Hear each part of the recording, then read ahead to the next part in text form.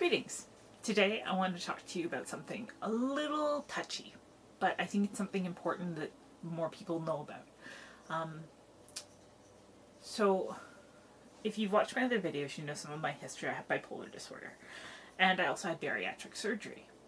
So today we're going to talk about something that developed after my bariatric surgery, but probably was present before that, and it's the diagnosis of PMDD, premenstrual dysphoric disorder. I won't be getting too much into the physical, but the psychological definitely. Most of us have heard of PMS. PMDD is something that is, in some ways, horribly worse. So when I wasn't feeling well, I made a video, and I thought I was entering into a rapid cycle, which is something that I used to have happen to me a long time ago. But I'm learning now that those rapid cycles were not necessarily bipolar related, but probably PMDD related. I'll start from the beginning.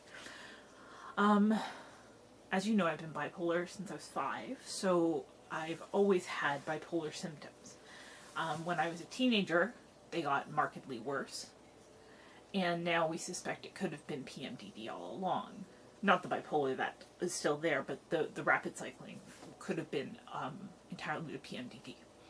When I was in my late 20s, early 30s, I've done a lot of weight. A lot of weight. I was well over 300 pounds. And I stopped menstruating because that's something that can happen when you're a larger girl. Some of us don't menstruate. So I didn't notice, but I thought it was just medication working, that I wasn't having these symptoms anymore. However, when I did have my bariatric surgery and lost 100 pounds, I did get my period again. And with that came phenomenally just earth-shattering levels of depression that I had not experienced in 10-15 years. In fact, when my mood would go off previous to this, my mood would always go up. So the medications I take are all anti-anxiety, antipsychotics, and basically downers. They'll keep my mood from erupting out in a manic fit, which is fine normally. But now that we have the PMDD to deal with, I need something to combat depression. So I've been put on Prozac, fluoxetine. It seems to be working wonderfully. I don't seem to have the problems that I was having.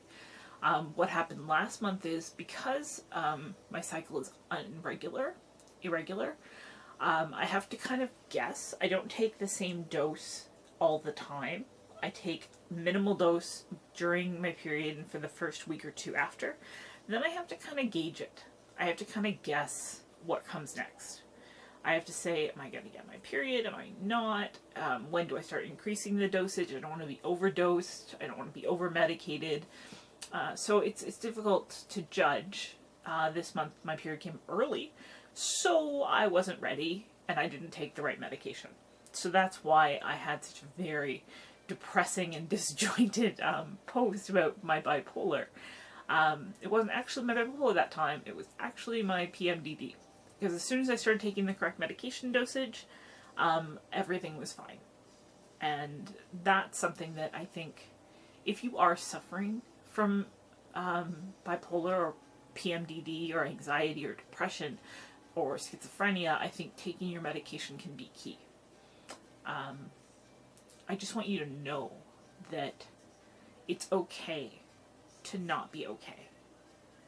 It's okay to be sad or happy, but you've got to know when you're out of control, and that's really hard. You need a good support system, and I believe that there are supports out there for most people. Where I live especially, there's a lot of supports. Where I used to live, there was a lot of supports. I used to live in downtown Toronto, and there were a lot of supports, and recently I've gotten a new doctor out here, and there seem to be a lot of supports coming from that direction too, so I'm very pleased. But, yeah, I'm going to read you a definition of PMDD so that you have an idea what others think of it. And that should give you some idea of kind of what I go through. So, yeah. Premenstrual dysphoric disorder. Description. During the majority of the menstrual cycles within the past year, a pattern of mood symptoms, depressed mood, irritability, somatic symptoms, lethargy, joint pain, overeating, or cognitive symptoms, concentration difficulties, forgetfulness, that began several days before the onset of menses, starts to improve within a few days after the onset of menses, and then becomes minimal or absent within approximately 1 week following the onset of menses. The temporal relationship of the symptoms and luteal and menstrual phases of the cycle may be confirmed by a prospective symptom diary. The symptoms are severe enough to cause significant distress or significant impairment in personal, family, social, educational, occupational, or other important areas of functioning, and do not represent the exacerbation of a mental disorder. So that's what I've got off the internet. There's a lot of resources on the internet that you can find that will give you information about this. I think if you feel that you might have PMDD, if you feel that your PMS, for example, is much worse than it should be, please see a doctor. Get some advice. Do a mood chart.